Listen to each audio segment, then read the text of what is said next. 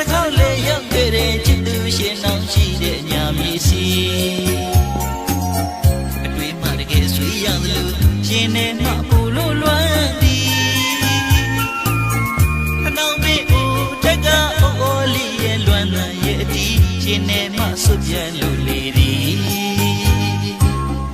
ချစ်တဲ့ရှင်နှောင်းမူလေးအတွေ့တဲ့မြင်ရောက်နေသည်မရောက်တာကြပေမဲ့လေအဝေးကပဲတန်တာမျောမိတစ်ခါလေရောက်ခဲ့တဲ့ချစ်သူရှင်နှောင်းရှိတဲ့ညာမြေစီအတွေ့မှတကယ်ဆွေးရသလိုရှင်နေမှ